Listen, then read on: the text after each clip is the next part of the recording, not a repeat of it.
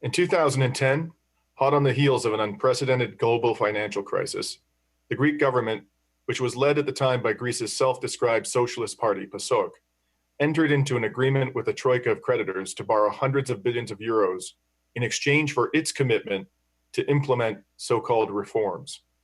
Those reforms consisted of a broad range of austerity measures that precipitated a sharp decline in the Greek economy and eventually a full-blown humanitarian crisis.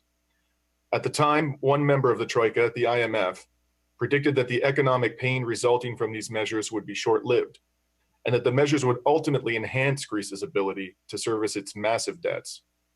The opposite turned out to be true.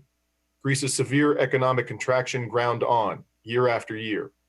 Since 2010, Greece has experienced a GDP decline that is without precedent for a developed country in peacetime. Nearly 30% of Greece's GDP has been wiped out. The unemployment rate remains at Depression-era levels, and Greece's debt-to-GDP ratio, a key measure of its ability to service its debts, has soared ever higher from a level of approximately 125% to 175%. In the cauldron of social upheaval that this crisis precipitated, a new party of the radical left emerged in Greece. That party was called Syriza. In the general election of January 2015, Syriza almost secured a majority of seats in the Greek parliament and formed power for the first time with a small right-wing and populist coalition partner called Independent Greeks. I was in Athens for the January 2015 election and reported for the Real News that the rise of Syriza had engendered a sense of optimism in the Greek people that had not been seen in years. Syriza campaigned on a promise to end the brutal austerity regime of the Troika. Echoing the language of Barack Obama in the 2008 US election, Syriza vowed to give hope to the impoverished Greek people. Syriza recruited as its finance minister a man by the name of Yanis Varoufakis. The telegenic Varoufakis had a profile in Greece as an academic economist and a TV pundit, though he had no party political background. Varoufakis' record left no doubt, however, that he was a fierce opponent of austerity. From the moment that he assumed the post of finance minister of Greece in January 2015, Varoufakis was outspoken in his criticism of the austerity dictates that the Troika had imposed on Greece. He argued tirelessly and with a mountain of evidence to support him that these so-called reforms were undermining Greece's ability to service its debts and were fueling the rise of the far right in Greece and elsewhere in Europe. As Varoufakis was to learn, however, the priority of the Troika was not to secure repayment of its loans to Greece, as was widely believed. The true objective of the Troika was to eviscerate the power of organized labor in Greece, as well as the modest social safety net that prior Greek governments had carefully constructed over decades. Matters came to a head 6 months following the rise of Syriza to power. In July 2015, the Greek government held a referendum in which it asked the Greek people to reject the terms of austerity then being demanded by the Troika. In the face of the Troika's and the Greek oligarchy's dire warnings of financial Armageddon and a disorderly expulsion from the Eurozone, Greek voters stunned the world by voting overwhelmingly to reject those austerity terms. To the astonishment of the Greek people, however, the Syriza government quickly acceded to a program of austerity that was even worse than the terms of austerity that the Greek electorate had just rejected. Sensing that a humiliating capitulation was in the offing, Yanis Varoufakis resigned as finance minister, even as he declared a great victory for the Greek people in the referendum of July 6, 2015. I had the opportunity to discuss these recent historic developments with Yanis Varoufakis earlier today, and here is what he had to say to the Real News. Thank you for joining us today, Yanis. Thank you very much, Dimitri. It's a pleasure to be on Real News. I'd like to begin with that surprising moment when you announced your resignation. And I say it's surprising because the Greek people had done essentially what you had urged them to do, and they had done so overwhelmingly, namely reject the terms that were on the table from the Troika. And at the time you explained that your resignation was motivated by demands of certain partners, as you described them, of Greece, that you be replaced with someone who was more amenable to them. Was that the sole reason for your departure at that time, and who were those partners who made that demand? Well, they've already come out and said who they were. The president of the Eurogroup, for instance. But, Dimitri, I was being intentionally economical with the truth on that particular occasion. It was true what I said, but it wasn't the whole story. The whole story came out a few weeks later. During the period, the week of closed banks leading to the referendum, I had stated, for the record, that if the Greek people vote for yes, yes to the austerity package, yes to effectively submitting ourselves once again to the toxic bailout / austerity program, I would resign because I was not elected to Greek parliament and I did not assume the position in the ministry in order to implement what I consider to be an utterly illogical and non-viable package of economic policies. And the Greek people didn't vote for yes. They voted as we were directing them to. Overwhelmingly, they said no, and extremely courageously, for reasons that I'm sure you know. But that night, when I spoke to my prime minister, it became abundantly clear to me that the pressure had gotten to him and he was going to turn that magnificent no of the Greek populace into a yes. And I was not going to be part of that. So I took my leave. I stole into the night. And since then, I've been campaigning for that no. And I'd like to talk to you a little bit about the effect that that experience had on your thinking about the role of the left in Europe.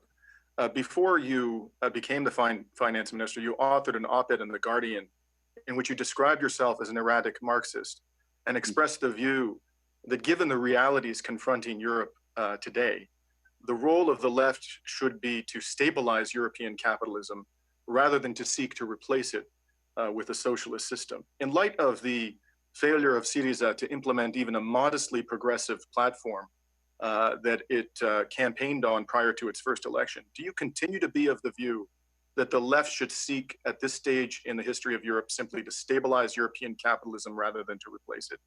Yes, I'm afraid so, Dimitri. Let me ask a rhetorical question. What if the Eurozone were to collapse tomorrow morning and our different nation states to return to their national currencies, which may happen? What would happen is the surplus countries like Germany, the Netherlands, effectively Europe east of the Rhine and north of the Alps, would sink into very deep deflation. The new Deutschmark that these countries would adopt almost together would skyrocket. Its value, its exchange rate would go through the roof. That would dampen immediately exports, and the working poor, the millions of working poor in countries like Germany would be converted into unemployed poor. Whereas in the rest of Europe, west of the Rhine and south of the Alps, in the Latin part plus Greece, we would have a combination of hyperinflation as the new currencies lose their value and imports go through the roof in terms of their price, while at the same time economic activity, investment and employment remain extremely low. And I have the rhetorical question is now coming. Who's going to benefit from that? The left? The forces that want to replace capitalism with a more efficient, more productive, more egalitarian system? No. It will be the ultra-right, the ultra-nationalists, the fascists, the Nazis. Marine Le Pen will become president of France. And we would experience once more the 1930s. Remember, in 1929, we had Wall Street imploding. The result very soon after that was the fragmentation of the common currency, the gold standard, and Europe turning in against itself. A very powerful left back then, losing the battle to the extreme right. We would have the same thing. It's not the time to repeat that experience. Let's talk a little bit about the future, what the future holds for Greece in particular. As you know, I'm sure all too painfully, the Syriza government has been implementing a series of so-called reforms at the insistence of the Troika, which many regard as being harsher than the terms previously dictated to the right-wing New Democracy-led government. And recently, Alexis Tsipras, the prime minister, expressed the view that 2016 would mark the beginning of the end of the economic crisis in Greece. Do you think that that's a realistic assessment in light of the nature and harshness of the austerity measures being implemented? Dimitri, a simple one-word answer: no. Look, this program that was agreed in August and which I voted against in Greek Parliament was designed to fail. There is precisely zero probability that it will succeed. The Prime Minister himself, Tsipras, said so back in August. He described the treaty that he signed, the agreement that he signed on the 13th of July, as a document that was extracted from him by a coup d'etat. These were not my words, these were his. Now, the great disagreement we had, and we had this personally as well, in a very comradely and friendly way, but it was nevertheless a strong intellectual disagreement, was this. He said to me, and he said to the Parliament, and he said to the public, that we have to accept this toxic, failed program that is never going to work, because if we don't, then the banks will never open again, and we're going to have blood on the streets, more or less. But what he intended to do was to introduce a parallel program, legislative program, comprising his own government's agenda for looking after the weak, sustaining those on very low pensions and income, a parallel program, he called it. So there is the imposed failed program, which is the price you have to pay, according to Prime Minister Tsipras, for the surrender, the defeat, but you introduce a parallel program which justifies why you are staying in power to implement the toxic program. Now, it is indeed the case that Prime Minister Tsipras and his government tried to do that. In late November, early December, they did table in Greek Parliament the parallel program. 2 days later, the president of the Euro Working Group, which is the effective functionary of the Troika, came out and said, you have to withdraw that.